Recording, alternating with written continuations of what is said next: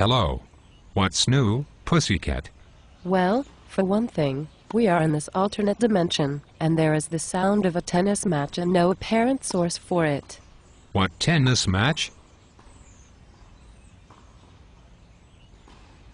Perhaps it is all in my head. Do you want to help me paint this wallpaper? What color do you want to paint this wallpaper? I want to paint this soul-crushing graph paper every color of the rainbow. You are such a hippie. Yes, I am a pot-smoking, dreadlock-wearing, Rasta hippie. I don't see any dreadlocks. But you hear a tennis match? Please share whatever it is that you have been smoking. But I have not been smoking anything, and I am not in possession of anything illegal. Whatever you say. So what do you think about the Hosni Mubarak? Which Hosni Mubarak? The Hosni Mubarak that used to be president of Egypt. Oh, that. Hosni Mubarak. I hear he is richer than the Goldman Sachs. That is impressive. How did he do that?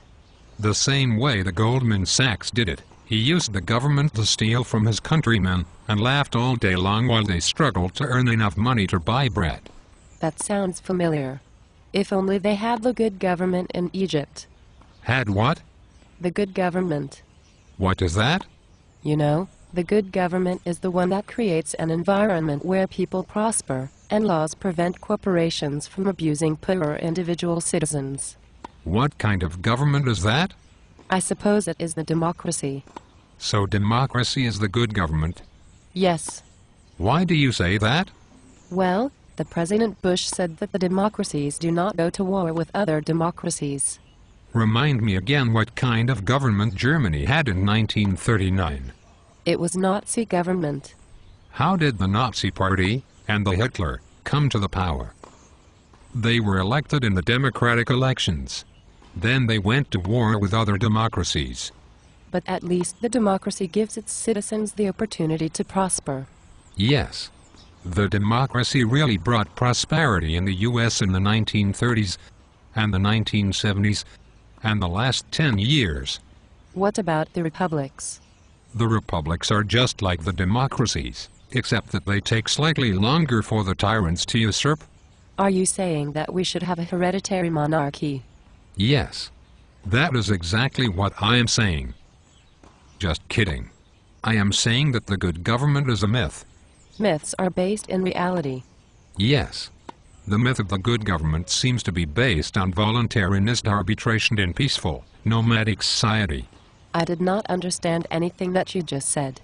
That is because we have rejected liberty in favor of the illusion of greater security, and no one who taught you has heard of voluntarianist arbitration. What is the voluntarianist arbitration?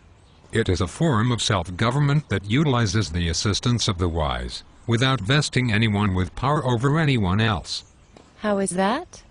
The people have to interact fairly and peacefully with one another, or become outcasts from society. If a dispute arises, the parties to the dispute go to an arbitrator who has a reputation for wisdom and impartiality. They both pay the arbitrator tribute, or in modern terms, an arbitration fee, and she judges the dispute. She? I am a hippie, remember? I had almost forgotten. I keep thinking that those who oppose the government are sexist wignuts who dream of working for the Goldman Sachs. No, the government is supported by the Goldman Sachs, as well as the people who hate the Goldman Sachs, and the Goldman Sachs is supported by the government. That does not make any sense. Neither do Michael Bay movies, but the people seem to like them. So how do poor, powerless people protect themselves in a voluntarinist society? For one thing, arbitrators do not favor the rich and powerful as much as rich and powerful government rulers do. Also, the non-rich collectively have more money than the rich, which is why Walmart makes so much more money than all the places you have never heard of because you are not rich. So there would be a disincentive to displease the hoi polloi, even in a non-democracy. Yes. In fact, without an easy target for pressure groups, police who are above the law, and the mechanisms for control, the hoi polloi would have so much more power.